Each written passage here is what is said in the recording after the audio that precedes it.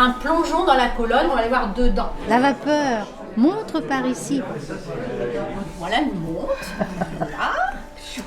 Il fait bon, hein. Tandis que le liquide descend. Ça, c'est liquide. Les plateaux, ces petits paniers en inox qui assurent un mélange entre la vapeur et le liquide. C'est pas désagréable. C'est Sylvain? Oui. Moi, j'ai chaud. C'est ça. 10% d'alcool. On dit que le liquide, en langage technique, est épuisé. Donc il va aller vers le soutirage.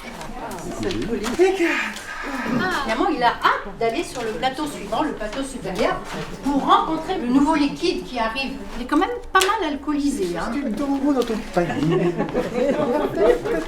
9 molécules d'alcool, 1 molécule d'eau. Pari gagné pour vous, monsieur Vapeur.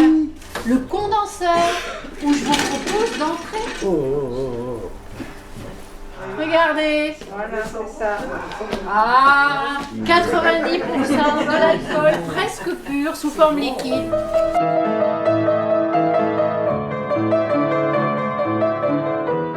Ils se sont intéressés à ce qu'il y avait dans les résidus de production d'alcool. Ils ont trouvé des tas de produits intéressants. Et c'est là où ils ont commencé à faire de la chimie. Quand on fait de la chimie, on fait réagir une molécule A avec une molécule B. Donc tout ça, il faut bien doser. Et pour ça, donc, c'est développé des balances dites de précision, comme celle qui est ici, qui a quasiment un siècle, où ils étaient capables de doser au dixième de milligramme. C'est Marie Curie qui a inventé la balance avec un faisceau optique. On mettait le cristallisoire, on refermait la balance et on débloquait. À chaque intervention, on bloque, on débloque, on bloque et on débloque.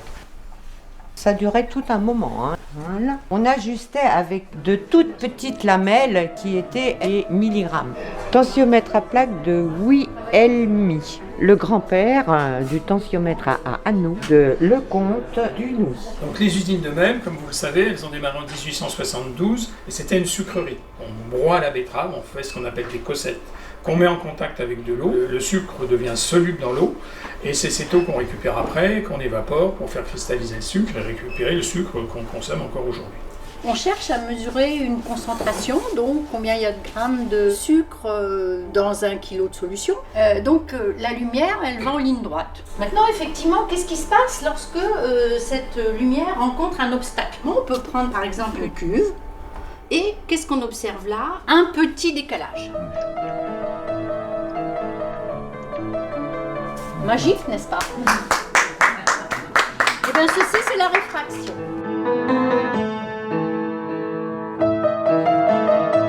Le réfractomètre, il est composé de deux prismes, un qui est mobile et l'autre qui est fixe. Là, il faut déposer une goutte sur cet espace-là, on referme. On peut lire sur cet oculaire-là, à droite, c'est l'indice de réfraction et à gauche, c'est le pourcentage de produit qu'il y a. Sur la paraffine, ça me donnait un pourcentage de 72% de paraffine dans l'huile. Cet appareil-là, après un siècle, fonctionne très bien. Ils sont beaucoup plus légers aujourd'hui, c'est un peu moins gros, ça ressemble à ça. Donc ça c'est quand même bigrement simplifié. C'est une espèce de petite lunette dans laquelle on regarde. On retrouve le prisme qui se trouve ici sur lequel on met une goutte de liquide et puis on peut mesurer directement la quantité de sucre qui est inscrite ici. C'est extrêmement utilisé par exemple pour tous les gens qui sont dans l'industrie du jus de fruits, pour savoir quand ils récoltent des fruits à quel taux de sucre ils sont. On met notre goutte, puis un écran et on a l'indice de... C'est beaucoup informatisé.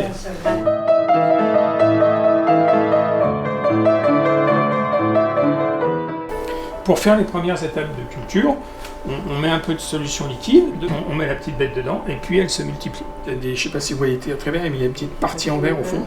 C'est pour que ces fioles dans lesquelles on a mis le micro-organisme qui nous intéressait, quand elles sont agitées, elles s'aèrent bien. Donc on les met sur des shakers qui font à peu près ce mouvement-là. Et la petite canule que vous voyez là, ça sert une fois que c'est poussé à transférer à l'étape suivante dans ce qu'on appelle un fermenteur de production pour transférer stérilement. Donc ils se sont mis à faire de la fermentation pour faire de l'alcool, mais fallait-il encore récupérer l'alcool qui était dans ce bouillon dans lequel vous aviez aussi des levures, parce que c'est des levures qui avaient produit l'alcool, donc fallait-il encore le récupérer. Et donc pour faire ça, il y a une opération que les gens de Mel ont particulièrement développée, ont été pionniers en la matière, c'est la distillation. Il y a beaucoup d'écrits au 19e siècle sur comment on pourrait récupérer de façon intelligente l'alcool entre autres, puisque quand même les gens étaient très ciblés sur l'alcool à l'époque. Donc on va essayer de vous expliquer comment marche la distillation dans une colonne à lycée. Elle s'attarde un petit peu et puis elle arrive en haut. Je dois remercier les usines de Maine parce que c'est grâce à elles que j'ai appris à nager. Dans un silo à betteraves, à l'usine de sel. Toute la population de sel de mon âge a appris à nager dans un silo à betteraves. Quand on fait un petit retour en arrière, on se rend compte que si les usines et si l'usine n'avait pas été là, en fait, l'image, le paysage, la société de Maine ne serait pas ce qu'elle est aujourd'hui.